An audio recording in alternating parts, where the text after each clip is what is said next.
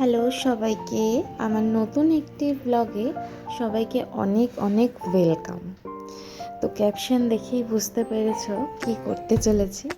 আমরা সকাল সকাল বেরিয়ে পড়েছিলাম দিদি নাম্বার 1-এর অডিশনের জন্য। এর খোঁজ মায়ের একটা গ্রুপ থেকেই পাওয়া, যদিও তো আমি আর মা একদম রেডি হয়ে বেরিয়ে পড়েছিলাম। তখন একটু একটু বৃষ্টি পড়ছিল, আবার বন্ধ হচ্ছিল, এরকম একটা ওয়েদার। তো তারপর আমরা রুবির মোড়ে চলে গেছি।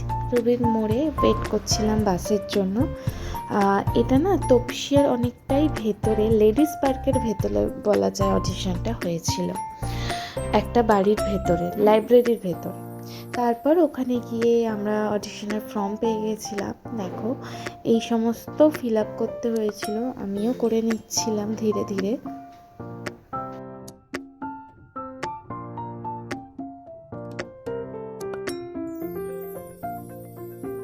ওখানে গিয়ে দেখি কত মানুষ এসেছেন, আর প্রত্যেকে খুব সুন্দর করে সেজে এসেছেন। আর ওই যে দাদাটাকে দেখো, দাদাটাই কিন্তু সব অর্গানাইজ করছেন, মানে সবাইকে লাইন দিয়ে দাঁড় করানো, ফর্ম দেওয়া, সমস্ত কিছু। আমাদের ডাক পড়ে গেছে, আমরা উপরে চলে গিয়ে ওয়েট করছিলাম। এরপর আমাদের অডিশন দেওয়ার বাদে বেরিয়ে গেলাম, উবেরও আমাকে ছেড়ে দিল।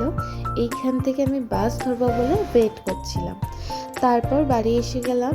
বাড়ি এসে সন্ধেবেলা আমরা বেরিয়ে পড়েছিলাম। প্রথমেই গেলাম ফটো তুলতে। আমাদের কিছু ফটোর দরকার ছিল পাসপোর্ট সাইজের কাজের জন্য। তো ফটো তুলে আমরা আইটিসির সামনে দিয়ে চলে গেলাম। কি দারুণ লাগছে দেখো আইটিসিটা। তারপর ওখান থেকে হাতিবাগানে গেলাম। কত মানুষ দেখো, পুজোর শপিং কিন্তু স্টার্ট হয়ে গেছে।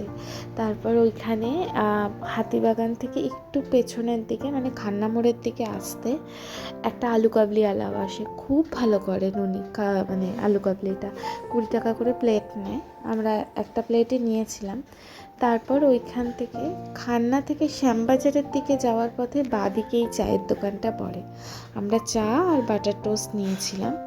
ওই দোকান থেকে আরেকটু এগিয়ে একটা ডিম টোস্টের দোকান পড়ে। প্রথমেই মুরগির দেশি ভাজা নিয়েছিলাম ডিমের, তারপর হাঁসের ডিমের সেদ্ধ নিয়েছিলাম। তারপর ওখান থেকে বেরিয়ে গেলাম বাড়ির দিকে। আজকের জন্য এইটুখানি, টাটা।